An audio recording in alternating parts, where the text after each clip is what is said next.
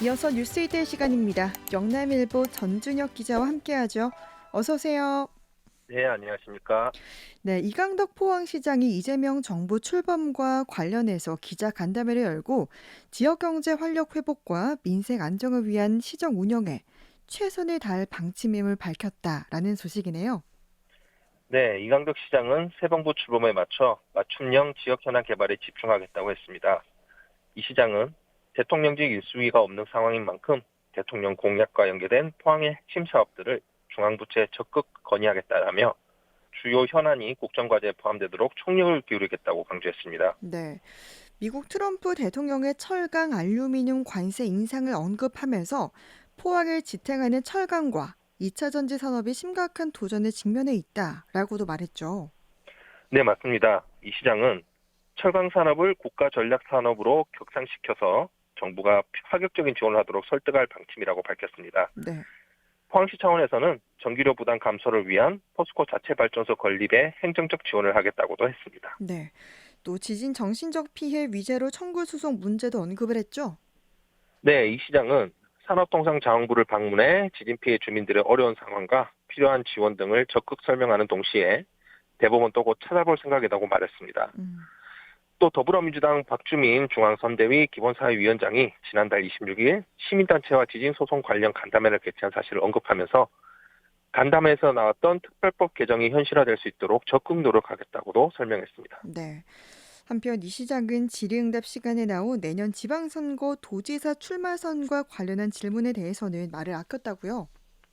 네, 맞습니다. 이 시장은 이철우 지사의 회복을 응원하며 지금은 도민들을 위해 각 지자체장이 역할을 잘해야 할 때라고 본다면서 음, 지금 시정에 집중할 시기다 이렇게 선을 그었습니다. 네. 마지막으로 이 시장은 지방자치단체장 출신인 이재명 대통령이 지역의 어려움과 현장의 목소리를 누구보다 잘 알고 있을 것으로 기대한다며 지방경제 회복과 균형 발전의 중요성을 외면하지 말고 지역 산업과 민생 문제 해결에 적극 나서주기를 바란다고 밝혔습니다. 네. 4일 날 이렇게 이제 기자회견을 했고 이어서 바로 다음 날 이 시장은 정부의 대응을 촉구하는 호소문을 산업통상자원부에 제출했다고요. 네, 포항의 주력 산업인 철광과 2차 전지 동방 침체에 따라서 이 시장은 5일 호소문을 제출했습니다. 음. 이어 다음 날인 6일에는 산업부를 직접 방문하려 했으나 산업부 장차관의 일정 조율에 어려움을 겪으며 성사되지는 못한 것으로 알려졌습니다. 네. 호소문 내용은 어떤 게 들어 있었습니까? 네, 이 시장의 호소문에는 미국의 고율 관세 부과, 글로벌 공급 과잉, 내수 침체 등 복합 위기 속에 포항 경제와 국가 산업 전반이 받는 충격에 대한 심각한 현실 인식과 함께 음. 범정부 차원의 대책 마련을 요청하는 메시지가 담겼습니다. 네. 호소문에서 이 시장은 미국이 6월 4일부터 철강, 알루미늄 제품에 대한 관세를 50%로 기습 인상하면서 국내 철강업계는 절박한 생존 위기에 처했다라면서 25% 관세만으로도 타격이 큰 상황에서 추가 인상은 수출의 직격탄이자 국가 제조업의 근간을 흔드는 사안이라고 지적했습니다. 네. 장기화되는 캐즘으로 어려움을 겪고 있는 2차 전지 산업과 관련해서도 전기차 수요도나 중국의 저가 공세, 수출 감소로 인해 소재 산업의 수익성이 악화되고 있다며 철강과 2차 전지 양측 산업이 동시에 흔들리는 국가적 위기 상황에 직면해 있다고 강조했습니다. 네. 그럼 포항시는 정부가 어떤 대책을 세워주길 요청하고 있습니까? 네, 포항시가 정부에 요구하고 있는 사항은 산업위기 선제 대응 지역 지정과 철강산업 특별지원법 및 2차 전지산업 특별지원법 제정입니다. 네. 시는 이를 국내 제조 회생을 도모할 국가 차원의 최소한의 해법이라고 보고 있습니다. 음. 이강덕 시장은 포항의 위기는 단지 포항만의 문제가 아니라 대한민국 제조업 경쟁력의 위기라면서 지금이 바로 정부가 국가 산업의 기반을 지키기 위해 선제적이고 전폭적인 지원이 절실하다고 강력히 호소했습니다. 네. 그럼 이 트럼프 정부의 철강 관세 인상 얘기도 좀 자세하게 해보죠. 네, 도널드 트럼프 미국 대통령은 지난달 말 외국산 철강 알루미늄에 대한 관세를 기존 25%에서 50%로 2배 인상하겠다고 전격 발표를 했는데 네. 이는 국내 철강 산업의 심장이라 불리우는 포항의 충격에 휩싸이게 만들었습니다. 네. 지난 3월 시행된 25% 관세조차 겨우 버티는 수준이었다는 포항 철강업계는 이제 생존 전략 수립이라는 절박한 과제에 직면한 것으로 분석됩니다. 음, 특히 포항은 이 포스코라던가 현대제철, 동국제강 등 국내 대표 철강 기업이 집결한 좀 철강 산업의 중심지잖아요. 네, 특히 미국 수출 비중이 높은 관광업체들이 밀집해 있어서 네. 관세 인상은 곧바로 실절 직격탄으로 연결됩니다. 네. 지난해 전체 대미 철강 수출 가운데 약 40%가 관관 제품이었고 음. 포항 소재 넥스틸, 세아제강, 휴스틸 등의 미국 매출 의존도는 매우 높은 수준입니다. 네. 이런 가운데 포항 철강업계는 미국 내 인플레이션에 따른 철강 가격 상승으로 25% 관세를 어느 정도 흡수하겠지만 50% 관세는 가격 우위를 유지하기가 힘들다는 판단을 하고 있습니다. 네. 철강 제품 특성상 마진율이 낮고 원가 경쟁력에 크게 의존하는 구조 속에서 추가 관세는 상당한 타격이 불가피할 전망인데요. 음. 포항의 한 관광업체 관계자는 50% 관세는 사실상 수출 봉쇄 조치라면서 당장 물량을 돌릴 시장도 마땅치 않다고 호소했습니다. 네. 그런데 더 큰 문제가 있다고요? 네, 미국이 철강 수입을 틀어막는 사이에 중국 등 경쟁국이 다른 시장으로 밀어내기를 본격화할 수 있다는 점이 대두되고 있습니다. 네. 이미 중국산 열연, 후판 등의 저가 공세로 아시아, 유럽 시장에서 한국산 철강 제품의 가격 경쟁력이 흔들리고 있는 가운데 미국 시장까지 닫히면 철강 전반의 판로 확보가 어려워지게 됩니다. 음. 특히 일본 제철이 US 스틸 인수를 마무리하면 미국 내 생산 역량을 갖춘 일본산 철강이 한국산을 빠르게 대체할 것이라는 분석이 나오는데요. 네. 자동차 강판, 냉연, 도금 등 포스코와 일본 제철이 겹치는 주력 품목은 그 피해가 클 것으로 전망됩니다. 네.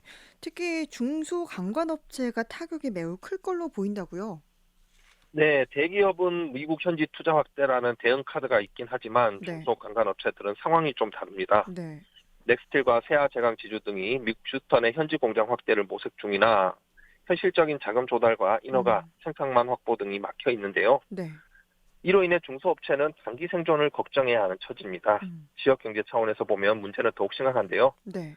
포항은 철각 산업을 기반으로 중소협력업체, 물류, 서비스업 등이 얽혀 있는 구조이기 때문인데 음. 철강업체가 수출을 줄이거나 감산에 돌입하면 이는 지역 내 고용 감소와 생산 차질로 음. 이어지게 됩니다. 네. 일각에서는 트럼프 대통령의 발언을 정치적 계산으로 해석하면서 실제 50% 관세가 시행되기까지는 변수도 있다. 이렇게 보고 있다고요. 네, 미국 내 물가 상승 압력과 수요 산업의 반발 등 복합 요인이 변수로 작용할 수 있다는 것인데요. 네. 또한 이재명 정부의 역할에 따라 조정이 될 수 있다고 보는 입장도 있습니다. 음. 하지만 철강업계는 최악의 시나리오를 전제로 움직여야 한다는 입장입니다. 포스코와 현대제철이 미국 내 제철소 건립 등 현지화 전략을 재가동하는 것도 이 같은 현실인식 때문인데요. 네. 특히 전문가들은 이번 관세 충격을 계기로 국내 철강업계가 미국 의존형 수출 구조에서 벗어나야 한다고 지적하고 있습니다. 네. 이외에도 동남아, 유럽, 중동 등 신흥시장 개척은 물론 고부가가치 제품 중심의 수출 전략과 ESG 중심의 글로벌 공급망 대응도 필요하다는 분석입니다. 네. 포항 철강업계는 지금 수출 생존을 넘어서 산업 존립을 걸고 중대한 기로에 서 있는 걸로도 보이네요. 네, 맞습니다. 정부와 민간이 긴밀히 협력을 해서 글로벌 철강 시장에서 한국산 철강의 입지를 지키는 것이 무엇보다 음. 시급한 과제가 됐습니다. 네. 포항상공회의소의 한 관계자는 철강 업계가 타격을 입으면 그 파급 효과는 지역 전체를 위기로 몰아넣는다라면서 정부 차원의 긴급 지원책이 절실하다고 음. 했습니다. 네. 이제 다음은 원전 쪽으로 가보죠. 경북 동해안이 원전 중심지인데 원전 산업에도 먹구름이 꼈다고요. 네, 이재명 대통령이 공약한 감원전 기조가 국정과제로 본격화할 경우 경북 동해안 중심 원전 중심 지역은 에너지 정책 변화에 직격탄을 맞을 수밖에 없어 보입니다. 네. 이 대통령은 선거 과정에서 재생에너지 중심의 아리백과 기후에너지 정책을 통합 관리할 기후에너지부 신설을 강조해 왔습니다. 네. 그는 재생에너지 비중이 9%에 머물고 있는 우리나라가 글로벌 경쟁에서 뒤처지지 않으려면 대대적인 전환이 필요하다고 주장을 하면서 원전 확대 대신 재생에너지 확대를 강조했습니다. 음. 특히 산업부와 환경부의 기능을 통합한 기후에너지부가 출범하면 이 기조는 강한 실행력을 가질 것으로 보입니다. 네. 그럼 경북 동해안 원전 소재 지역은 어떻게 되는 겁니까? 네, 이에 따라 경주, 울진, 영덕 등 원전 소재 지역과 신규 원전 추진 지역은 정책 축소와 예산 재조정, 신규 사업 지원 등 불확실성에 직면할 수 있습니다. 음. 윤석열 정부가 원전 생태계 복원으로 제기한 신한울 3, 4호기 건설과 설계 수명이 도래한 월성원전 2, 3, 4호기 계속 운전, 11차 전력 수급 기본 계획에 따른 신규 원전 2기 건설 및 소형 모듈 원전 상용화 사업, 사용 후 해결료 저장 시설 부지 선정 착수 등은 새 정부 에너지 정책의 민감한 시험대가 될 전망입니다. 네. 보니까 관련 학회가 이런 부분들에 대해서 우려를 표했네요. 네, 앞서 한국원자력학회는 대선 직전인 지난달 15일 더불어민주당에 제출한 정책 제안서에 AI 반도체 등 첨단 산업에 대응하기 위한 무탄소 전력 수단으로 원전 확대가 불가피하다고 주장한 바 있습니다. 네. 이들은 대형 원전 확대, SMR 조기 실증, 방사선 산업 육성, 원전 산업 생태계 보호 등을 제안했습니다. 음. 원전업계 관계자는 원전 산업 기반은 경북 동해안 지역 미래와 직결된다면서 정권이 바뀔 때마다 에너지 정책이 오락가락하면 수천억 원 규모의 장기 투자 사업이 붕괴할 수 있다. 이렇게 우려했습니다. 네. 원전 관련 소식 살펴봤고요. 마지막으로 이제 경주와 영덕 일대 낙후한 어촌들을 대상으로 한 대규모 개발 사업이 시작된다. 이 소식이 있네요. 네, 경북도는 해양수산부의 2026년도 일반 농산어촌 개발 사업 공모에서 경주 모곡권역과 영덕의 경정 권역이 대상 지역으로 선정됐다. 이렇게 밝혔습니다. 네. 어촌 주민의 소득과 생활 수준 향상, 정주 여건 개선 등을 골자로 한 이번 사업은 내년부터 5년간 국비 97억 원이 음. 투입됩니다. 네. 지역별로 좀 자세하게 설명을 해주시죠.